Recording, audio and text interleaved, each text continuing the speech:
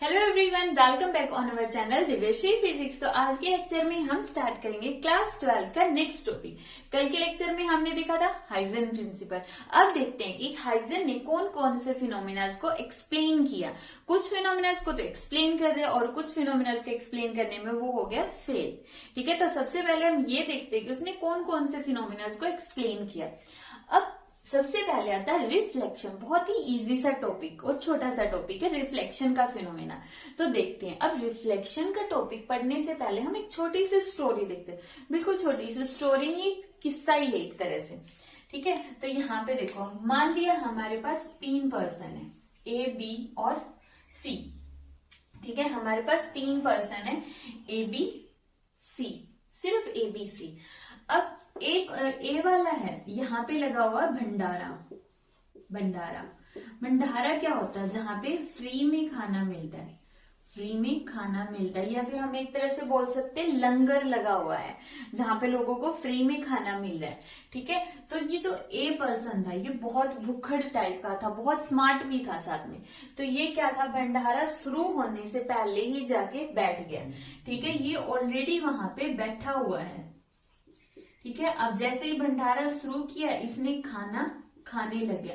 खाना खाता रहा और खाना खा के घर की तरफ चला गया। ठीक है, तो ए ने क्या किया, पहले ही भंडारे के अंदर जाके बैठ गया और खाना खाता गया सब कुछ, रसगुल्ले, रसमलाई सब कुछ खा लिया और ऊपर से उसके अंदर पूरी वगैरह जो भी थी सब कुछ चट करके और फिर घर के लिए निकल गया।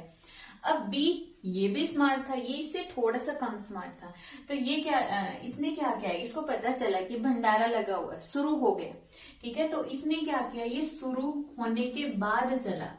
भंडारा जस्ट शुरू ही हुआ था, तो ये घर से गया, इसने खाना खाया और फिर घर की तरफ। ठीक है, तो मतलब ये घर से भंडारा शुरू होने के बाद आया। पहले भंडारा लग चुका था और उसके बाद ये आया, खाना खाया और घर चला गया। ठीक है, अब ये जो थर्ड पर्सन है, बेचारा, इसकी तो किस्मत ही खराब है। इसने क्या किया, इसको पता चला अरे लंगर लगा हुआ, वहां पे मुझे खाना खाना है, बट तब तक खत्म हो चुका था खाना। मतलब ये घर से चला, लेट चला, ये बहुत लेट चला। ठीक है, अब लेट चला तो ये वहां तक पहुंचा, लंगर के अंदर पहुंचा, फिर देखा तो खाना खत्म। खाना खत्म मतलब इसकी एनर्जी खत्म।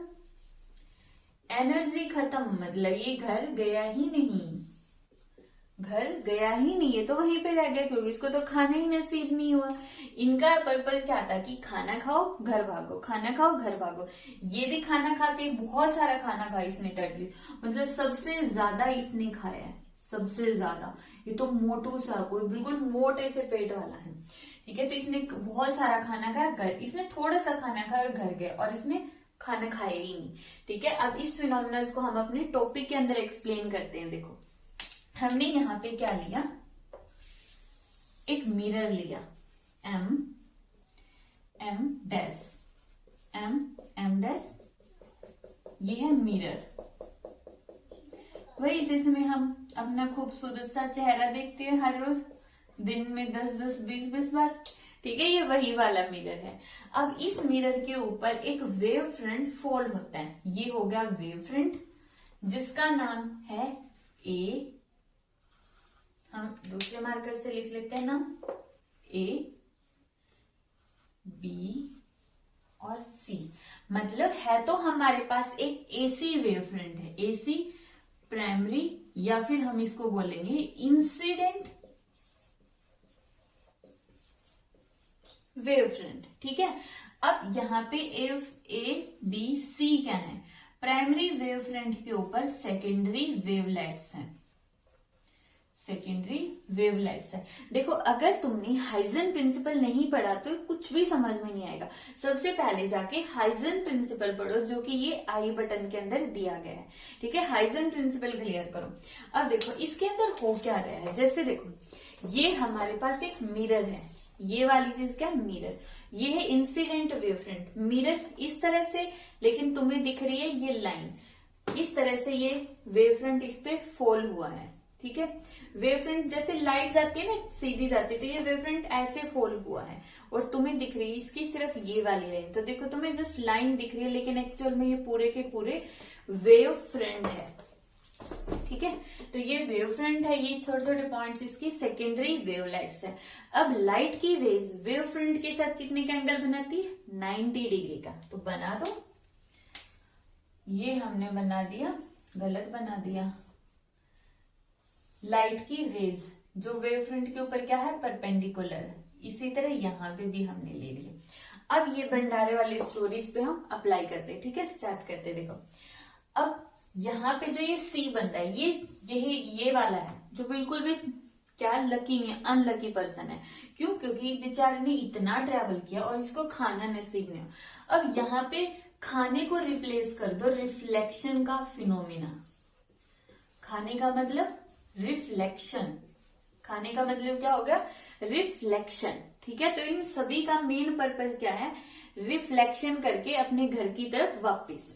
घर इनका हवा में है, हवा में घर है, तो खाना खाना मतलब मिरर को टच करना, मिरर को टच करके वापस जाना, मतलब खाना खा के वापस से एयर में चले गए। समझ में आई स्टोरी? तो ये देखो इनके पास टी टाइम है। टाइम कितना है? टी। इनकी स्पीड कितनी है? सभी की स्पीड कितनी है? सी स्पीड है। तो ये कितनी डिस्टेंस ट्रेवल करेंगे सी स्पीड के साथ? सी इंटू टी। सी इंटू टी डिस्टेंस ट्रेवल करेंगे, मतलब इनके घर से भंडारा कितनी दूर है? सी इंटू टी डिस्टेंस की दूर है।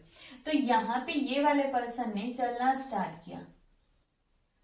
ठीक है, चलता गया चलता गया चलता गया, यहां तक पहुंचा, तब तक डिस्टेंस सी इंटू टी, मतलब टाइम फिनिश। ठीक है, और ये यहीं पे अटक गया, मतलब ये यहीं पे रह गया। खाना खत्म हो चुका है, एनर्जी खत्म हो चुकी है, घर नहीं जा पाएगा, मतलब इसमें कोई रिफ्लेक्शन नहीं होगा, ये यहीं पे अटक जाएगा और इसका नाम हो गया सी डैश। ठीक है, तो एक लाइन क्लियर?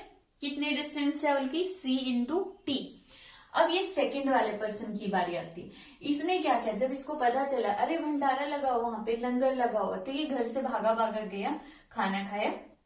तब तक तो लंगर चल रहा था, मतलब खाना था वहां पे, तो और फिर वापस से घर की तरफ। तो ये देखो बिल्कुल स्ट्रेट लाइन होनी चाहिए, क्योंकि वेव फ्रंट पे लाइट की रेस 90 डिग्री का एंगल बनाती है, तो स्ट्रेट होनी चाहिए। यहां से देखो ये लाइट की रे आएगी, मिरर के ऊपर गिरी और उसके बाद चली गई, मतलब इसने यहाँ पे खाना खाया और चला गया। ठीक है, यहां से यहां तक की डिस्टेंस भी कितनी है? C T. मतलब अगर इनको यहां तक जाने में इनके पास 6 सेकंड का टाइम है, ये टाइम मान लो 6 सेकंड का, तो इसको 4 सेकंड यहां से आने में लगे, 3 सेकंड आने में लगे और 3 सेकंड वापिस से रिफ्लेक्ट होने में लगे। तो इसने 3 सेकंड वापिस खाना खाया और 3 सेकंड में वापिस घर। अब बेचारा, अब सबसे स्मार्ट पर्सन ए पर्सन, जिसने सबसे ज्यादा खाना खाया, सबसे ज्यादा खाना, सबसे ज्यादा रिफ्लेक्शन। क्यों? क्योंकि ये तो ऑलरेडी मिरर के ऊपर बैठा है, ये लंगर में ऑलरेडी है कि भाई सबसे पहले मुझे दो, मुझे देखते ही रहो जब तक मेरा पेट ना भर जाए। तो यहाँ पे ये मिरर के ऊपर है, जैसे लाइट गिरी रिफ्लेक्ट, लाइट गिरी रिफ्लेक्ट, लाइट गिरी रिफ्लेक्ट। ठीक है, ए से लाइट गिरी और ये हो जाएगी रिफ्लेक्ट, ये हो गई। ठीक है, तो मतलब ये वाली डिस्टेंस भी पूरी की पूरी कितनी है? सी क्रॉस टी, सी क्रॉस टी। तो ये देखो इसका नाम हो गया बी डैश और इसका नाम हो गया ए डैश। समझ में? अब यहां पे इन तीनों को मिला दो, ए डैश, बी डैश और सी डैश को मिला दो।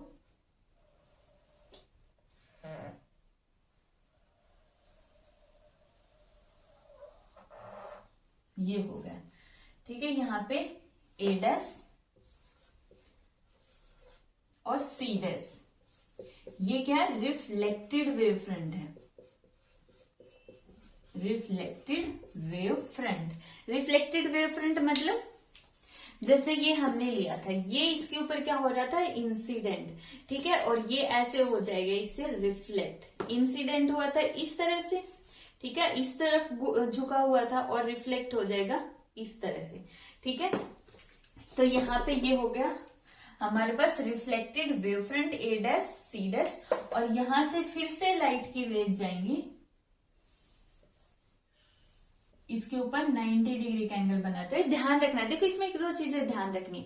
एग्जाम्स के अंदर सबसे ज्यादा इंपॉर्टेंट क्या होता है हमारे पास, सबसे ज्यादा इंपॉर्टेंट होती है डायग्राम, ठीक है। तो डायग्राम को बिल्कुल प्रॉपर से साफ से बनाना। अब यहाँ पे गलती क्या करते हैं, यहाँ पे इस लाइन को टेढ़ा नहीं रखना, ये लाइन बिल्कुल सीधी होनी चाहिए सी डैश तक, सी से सी डैश नहीं, यहाँ से लेकर इस पॉइंट से लेकर इस पॉइंट तक बिल्कुल सीधी होगी।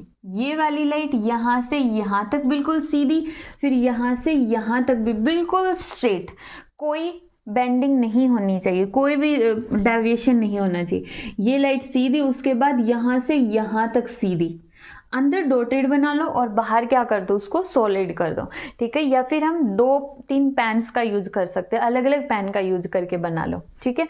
तो ये था हमारा डायग्राम। अब हम इसकी थ्योरी स्टडी करते हैं, ठीक है। तो अब स्टोरी को तो रब कर देते हैं।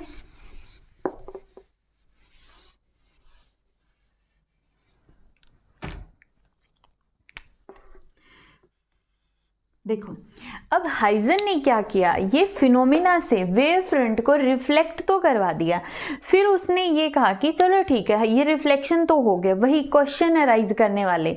अब क्वेश्चन अराइज करने वाले है कि चलो लॉ ऑफ रिफ्लेक्शन प्रूव करके दिखाओ। अगर तुमने लॉ ऑफ रिफ्लेक्शन यहाँ पे प्रूव कर दिया तो हम एक्सेप्ट कर लेंगे कि तुम्हारा ये प्रिंसिपल बिल्कुल सही है और ये रिफ्लेक्शन को एक्सप्लेन कर सकता था, ठीक है। तो देखते हैं अब लॉ ऑफ रिफ्लेक्शन क्या थे। सबसे पहला और सबसे important I is equal to R, ठीक है। I is equal to R, यही चीज प्रूव करनी है लॉ ऑफ रिफ्लेक्शन के अंदर कि angle of incidence is equal to angle of reflection. Prove कहाँ से करेंगे, एंगल तो है ही नहीं इसके अंदर, तो पहले एंगल तो बनाओ। देखो 2 एंगल बनेंगे यहाँ पे, 2 तरह से हम दिखा सकते हैं। कैसे दिखाएंगे वो देखो, ये है ए। अब यहाँ पे देखो तुम एंगल I वेव फ्रंट का मानोगे या फिर ये जो लाइट गिर रही है, मिरर है, लाइट गिर रही है, इसका एंगल जहाँ पे लाइट गिरती है वहां पे हम क्या ड्रॉ करते हैं, नॉर्मल, ठीक है। इंसिडेंट रे और नॉर्मल, और उनके बीच का एंगल होगा I। ये क्या है, इंसिडेंट रे ए पे गिरी तो ए पे ड्रॉ कर दो नॉर्मल, तो ये एंगल होगा पूरा I, ठीक है। अगर ये एंगल होगा I तो वेव फ्रंट भी कितना एंगल बनाएगा, ये वाला। हम थोड़ा सा ब्लैक कर देते, ये पूरा एंगल भी कितना होगा I, ठीक है। I एंगल होगा। क्यों होगा I एंगल, देखो अगर तुम समझना है तो देख लेना, वरना स्किप कर देना इस पार्ट को थोड़ा सा। देखो यहाँ पे एंगल कितना है, ये I है, ठीक है। अगर ये I है, यहाँ पे ये एंगल I है, तो ये पूरा कितना है, नॉर्मल है। नॉर्मल कितना एंगल बना रहा है, 90 डिग्री एंगल बना रहा है, ठीक है। तो मतलब ये पूरा हो गया 90 डिग्री का। अब उसके बाद वेव फ्रंट है, यहाँ से आ गया ये वेव फ्रंट, ठीक है। अब जो लाइट की रे है वो वेव फ्रंट पे कितने का एंगल बनाती है, वो भी बनाती है 90 डिग्री का। 2 90 डिग्री का एंगल है, ये वाला नॉर्मल मिरर पे एंगल बना रहा है 90 का, ये लाइट की रे इस वेव फ्रंट पे एंगल बना रही है 90 डिग्री का, ठीक है। अगर ये पूरा 90 का है तो ये एंगल कितना होगा, 90 माइनस I, ठीक है। देखो ये पूरा एंगल यहाँ से यहाँ तक का, मतलब यहाँ से यहाँ तक का एंगल कितना है, 90 डिग्री का है। क्यों, क्योंकि लाइट की रे वेव फ्रंट पे 90 डिग्री का कोण बनाती है, तो पूरा हो गया 90 का। इसमें से इतना सब्ट्रैक्ट कर दो क्योंकि ये है I, तो बच गया 90 माइनस I। तो एक तरह से ये एंगल कितना है, 90 माइनस I, समझ गए ना। ये वाला एंगल कितना बच गया, पूरा देखो ये पूरा एंगल 90 का है, पूरा 90 का I गया तो कितना बच गया, 90 माइनस I, ठीक है। अब देखो 90 माइनस I तो बच गया, उसके बाद की फिनोमिना देखो, ये पूरा 90 माइनस I है, बट ये पूरा एंगल कितना है, यहाँ से यहाँ तक का देखो जो नॉर्मल है वो मिरर पे ये एंगल बना रहा जो खुद भी कितना है 90 डिग्री का, ये पूरा 90 का है और इसका आधा ये 90 माइनस आई का है, तो ये कितना बच गया आई, क्योंकि पूरा 90 का है उसमें से हाफ कितना गया 90 माइनस आई, सब्ट्रैक्ट कर दो तो बच गया आई। ठीक है, समझ में आता है तो ठीक है, नहीं आता तो छोड़ दो, डायरेक्ट करो। तो ये आई है। इसी तरह से ये लाइट रिफ्लेक्ट हुई, नॉर्मल ड्रॉ करो, ये एंगल आर है और ये भी आर है। ठीक है, अभी हमें इन्हीं दोनों को इक्वल प्रूव करना है सीपीसीटी रूल से। अब ये सीपीसीटी क्या होता है, कॉन्ग्रुएंट ट्रायंगल बनाओ पहले। ठीक है, मैथ्स जिसके पास है उसको तो आगे बनानी, बट जिनके पास मैथ्स है ही नहीं वो कैसे करेंगे, करते हैं। देखो यहाँ पे हम ट्रायंगल्स लेंगे using triangle A C C dash and A dash और सी डैश। ठीक है, दो ट्रायंगल हमने कंसीडर की। तो ये देखो दोनों ट्रायंगल्स के अंदर C dash is equal to A dash equal है सी डैश ए डैश। क्यों? क्योंकि दोनों ही सी क्रॉस टी के इक्वल है, दोनों की लेंथ सेम है। कितनी है? C into T. एक पॉइंट क्लियर। दूसरा है ए सी, कॉमन है। ठीक है, तो ये कॉमन हो गया। अब रह गया एक चीज और प्रूव करनी रह गई, एक लेंथ कॉमन हो गई। ठीक है, एक साइड कॉमन है, दो साइड इक्वल हैं। तीसरी क्या हो गई? तो तीसरा यहाँ पे एंगल होगा, angle C is equal to angle A dash कितने का? 90 डिग्री का। क्यों? क्योंकि हमें पता है ये एंगल 90 का, तो ये भी कितना होगा? 90 का। लाइट की रे वेव फ्रंट पे कितने का एंगल बनाती है? 90 का, तो ये एंगल भी कितना होगा? 90। दोनों ही 90 है, तो हम ये बोल सकते हैं triangle A C C dash and triangle A dash C dash are congruent triangle. Congruent triangle का मतलब ट्विंस। ठीक है, जुड़वा है ये। जुड़वा का मतलब आंखें भी सेम है, नाक भी सेम है, लिप्स भी सेम है और फेस भी सेम है। ठीक है, पूरे मतलब सब कुछ सेम है, हाइट सेम है, फिजिक सेम है। तो यहाँ पे कॉन्ग्रुएंट ट्रायंगल का मतलब यही होता है। ये बायो के स्टूडेंट्स के लिए जिनको मैथ्स नहीं आता, मैथ्स आता उनको पता ही है। कॉन्ग्रुएंट ट्रायंगल मतलब जिसका हर एक पोर्शन इक्वल होता है। ठीक है, तो these are congruent triangles using CPCT. Using या तो बोल दो RHS या फिर बोल दो CPCT, corresponding part of congruent triangle. ये हाइपोटेन्यूज साइड और राइट एंगल, मतलब एक एंगल इक्वल है, एक हाइपोटेन्यूज जो कि AC है। AC क्या है यहाँ पे? हाइपोटेन्यूज। ये क्या है? R। ठीक है, और ये क्या है? S। एक साइड इक्वल है, एक हाइपोटेन्यूज और एक 90 डिग्री का राइट एंगल। या तो RHS रूल बोलो या फिर CPCT। CPCT corresponding part of congruent triangle. तो इस रूल का यूज करके हम बोल सकते हैं कि इसकी सारी साइड्स इक्वल है, सारे एंगल इक्वल हैं। तो एक एंगल इसका होगा CAC डैश, ढूंढो कहाँ पे है, और A dash C dash A, मतलब ये वाला एंगल और ये वाला एंगल आपस में क्या होंगे? इक्वल होंगे। तो means I is equal to R, और ये हो गया प्रूफ। ठीक है, तो हाइजन ने रिफ्लेक्शन का पहला ला प्रूव कर दिया, जो किसके इक्वल है? I is equal to R। ठीक है, तो एक तो प्रूव कर दिया। दूसरा बहुत ही कॉमन सा होता है कि incident light, reflected light and the reflecting surface all lie in the same plane. यहाँ पर भी वो क्या है? सेम प्लेन में लाई करते हैं। ठीक है, जो हमारा रिफ्लेक्टिंग सरफेस है वो भी, वेव फ्रंट भी और रिफ्लेक्टेड वेव फ्रंट भी। जब वेव फ्रंट खुद ही एक प्लेन में लाई करते हैं तो उनके ऊपर फॉल होने वाली लाइट भी एक ही प्लेन में लाई करेगी। तो ये था हाइजन का यूज करके रिफ्लेक्शन फिनोमेना। नेक्स्ट लेक्चर के अंदर हम देखेंगे कि किस तरह हाइजन ने रिफ्रैक्शन को एक्सप्लेन किया था।